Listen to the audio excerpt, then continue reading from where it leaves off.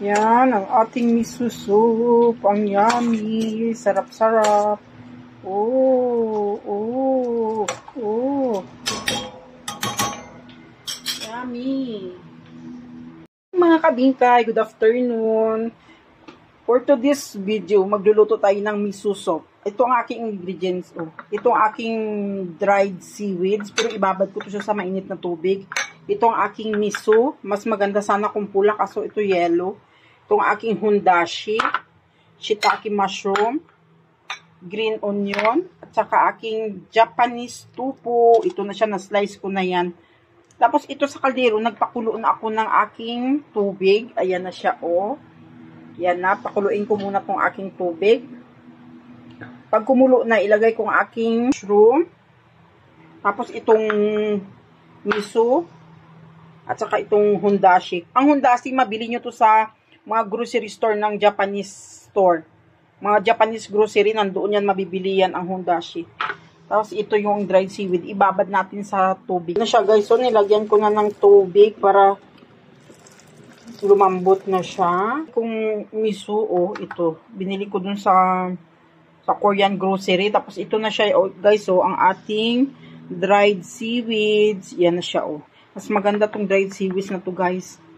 Oh, tapos hintayin ko lang kumulo ang aking kaldero. Sandali lang naman to pagluto ng, sandali lang gumawa ng miso soup, guys. Ayan na, oh. Diba? Tingnan mo siya, oh. Tingnan mo siya, guys, oh, ang aking dried seaweeds. Diba, kaunti lang yung kanina. Nung binabad ko siya sa tubig, ang dami niya na, oh. Yan, oh. Ito ang dried seaweed, guys. Itong nilalagay sa miso. Yan, oh. Ito lang naman ang ingredients lahat-lahat. Yan, yan, yan. Importante may hundashi ka. Tapos itong miso. Yellow to eh, ang nabili ko kasi wala kasi red. Mas maganda sana pag red. Ito, shiitake mushroom. Yan lang guys, ang dali lang gumawa. Yan. Tingnan nyo guys, oh, nag-expand ang aking dried mushroom. Ay, dried seaweeds. Tingnan mo, oh, dumami siya, oh. Yan, ito, ang ganda, oh. Sa Japanese grocery ko rin ito binili. Dito sa malapit sa amin, sa Hatchin grocery ko binili itong aking seaweeds. Dried seaweeds. Tapos ito din, doon ko rin siya binili. Yan. Ang kumulo ng aking tubig guys, ilagay ko ng aking hundashi. Ilagay ko ng aking miso. Ilagay ko ng aking shiitake mushroom. So, ganyan lang guys. Ilagay ko na rin ang aking dried seaweed. Ito na ang aking dried seaweed guys. Ilagay ko na rin. Yan, sunod-sunod na lang yung pagkulo yan mamaya. Luto na yan siya guys. Mabilis lang magawa ng miso soup.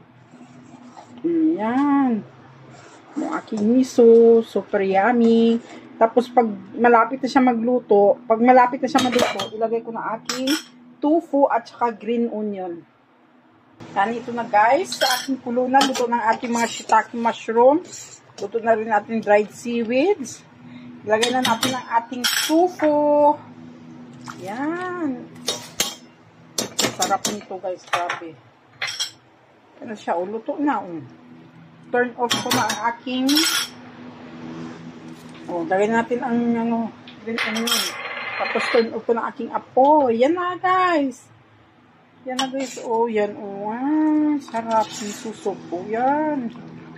Yan. Oh, yan. Sarap-sarap guys. Luto na kasabahin ko guys. Masarap to. Promise. Maraming salamat guys.